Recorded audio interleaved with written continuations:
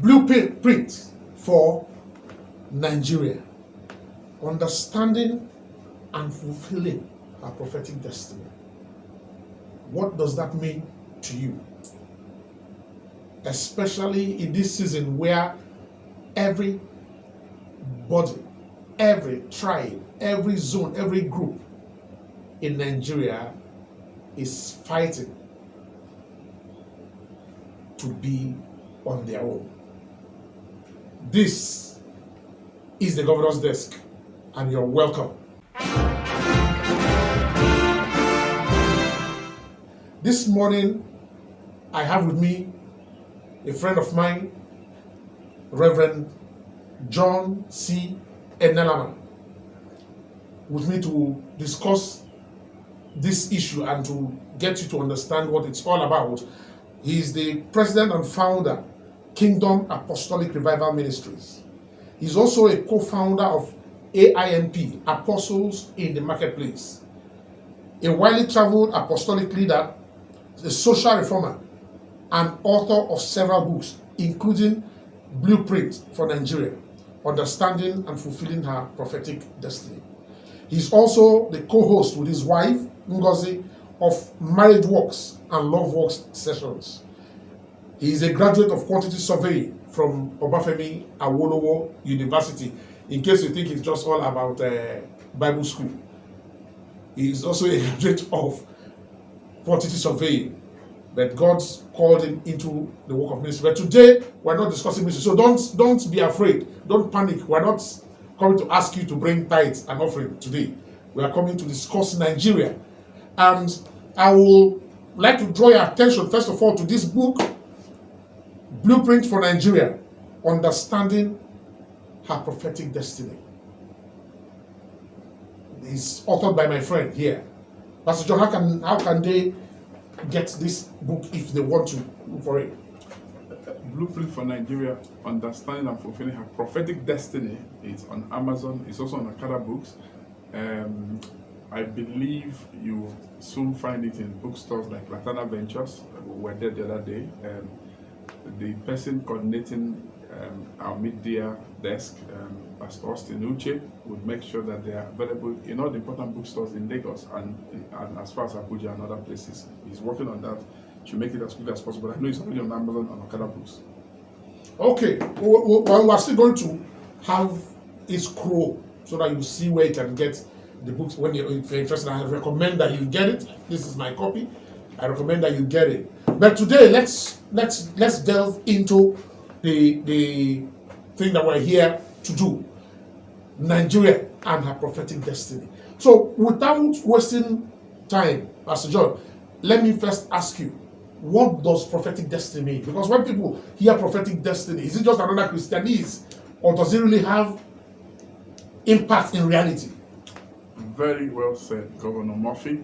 The word prophetic has its roots in the word prophecy, and prophecy has to do with prediction of the future. So when you say prophetic destiny, it means the future destiny of something. So Nigeria's prophetic destiny is, what is God's future plan for Nigeria? Because God's current plan for Nigeria is based on his future plan for Nigeria. But the thing you have to remember about Nigeria is a nation in the midst of other nations, among other nations. So to understand the meaning of the word prophetic destiny, you have to think about nation, their origin, their meaning. Where do nations come from? Nations, human beings manufacture things. We are known for innovation. We are known for productivity. So we make things. We have most people today have phones. We have clothes. We wear clothes. We wear things. Those things are made by men. So when you want to know about anything, think about who made it. Why did they make it? You have cars. Nations came from God. Nations are the product of God, just like clothes and food and orange juice, apple juice are the product of men. So when we talk about prophetic destiny of a nation, think about what was in the heart of God when he decided to design that nation. I call it the concept of original intent.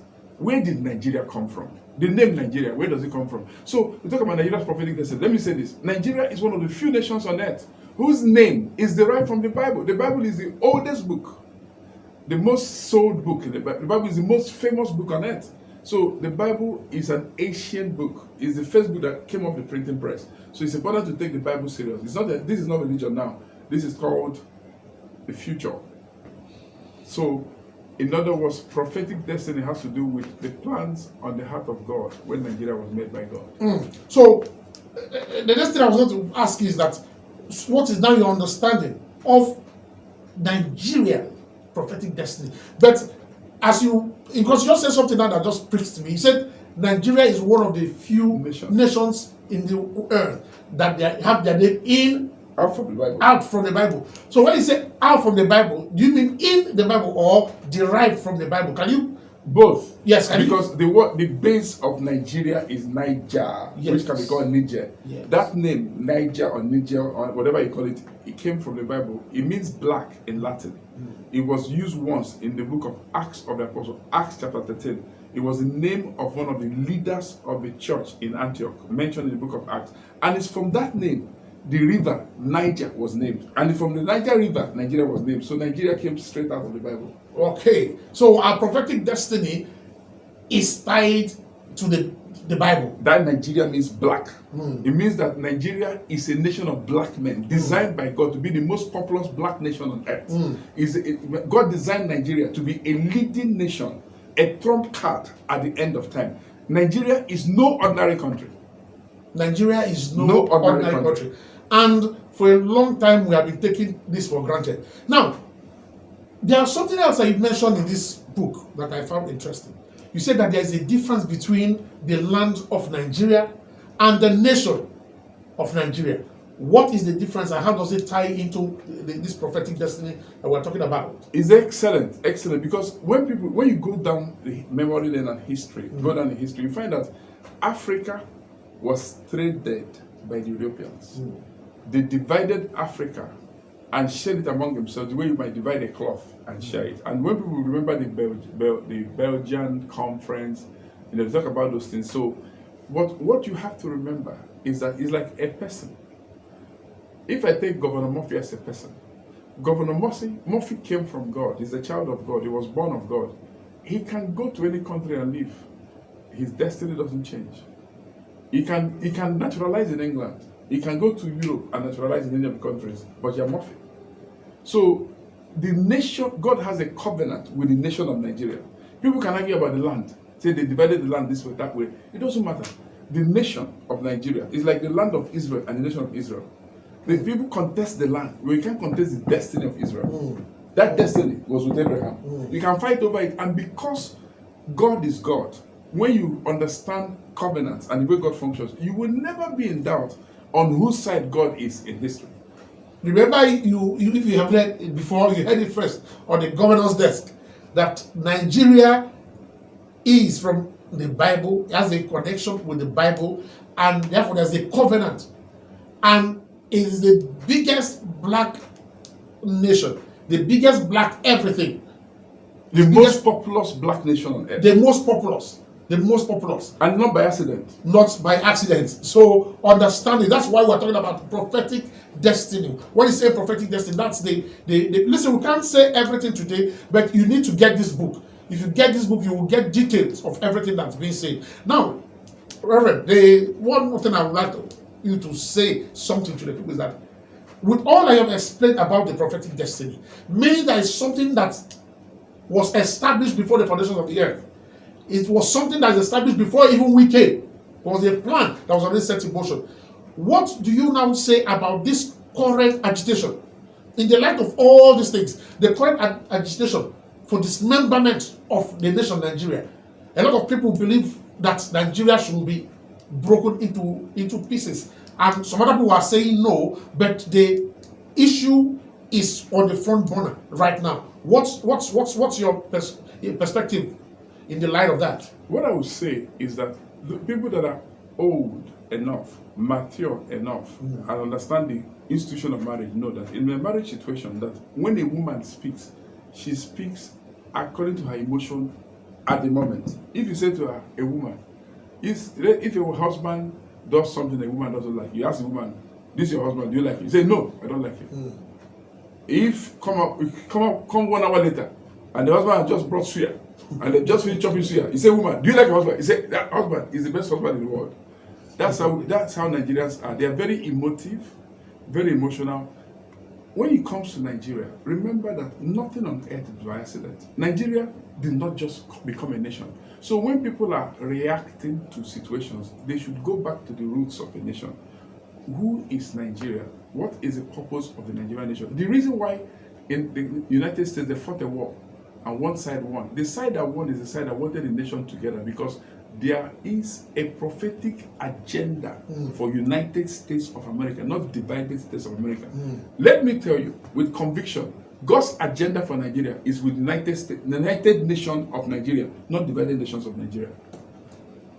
Agenda with a united Nigeria, not a divided Nigeria. The reason Biafrans lost the war is not because they didn't have the intellect, the capacity. I know they were denied a lot of things. God allowed it to happen because they had the capacity. They could have won. But God did not allow it to happen because their winning would have divided Nigeria. He allowed it not to happen because God wanted Nigeria to survive.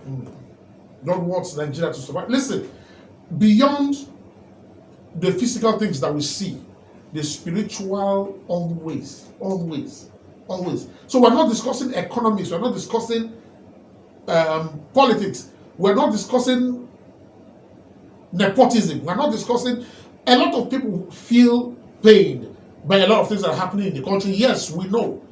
But just the same way God said to the couple, He said, that which I have joined together, let not man put asunder. People think He says, let no man. He didn't say, let no man. He says, let not man. So even when you go and man tries to put asunder, God said, let not. That means it is not asunder. Even if you are living to. So even if we dismember Nigeria, the nation Nigeria is still in existence. The only thing that it is divided. And once there is division, things don't work.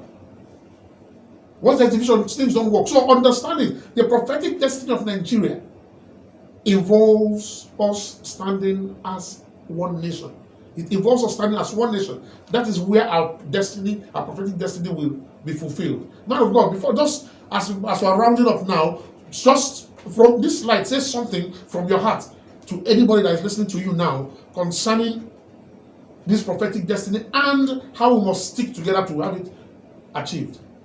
Friends, I don't know where you're listening from. I want to encourage you, sheath your sword. The Bible says something. This may not be a religious prayer, but it says, in order get it, get understanding. I want you to take time to get understanding. You cannot change unless your mind has been stretched and you're changed in your thinking. Nigeria is a great nation. Nigeria is a nation of prophecy. When we talk about the prophetic destiny of Nigeria, we're talking about the redemptive plan of God for Nigeria. What did God have in mind in creating the country called Nigeria? Nigeria is a nation of saviors, a nation of arising people. When it says, O compatriots, he said, arise, O compatriots. So, when God creates nations, He puts burdens on the heart of founding fathers. And if you want to know God's agenda for the nation, you have to look at the burdens, how it was documented. When you look at articles like our national anthem pledge, it tells you a lot about Nigeria. Nigeria is a nation of arising people. We are a people that were very entrepreneurial, we're very aggressive people.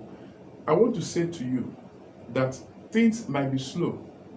Nation building is an arduous task that does not happen in a hurry. It's not a 4-year cycle. That 4-year cycle is actually a disservice to expect all kinds of things in 4 years.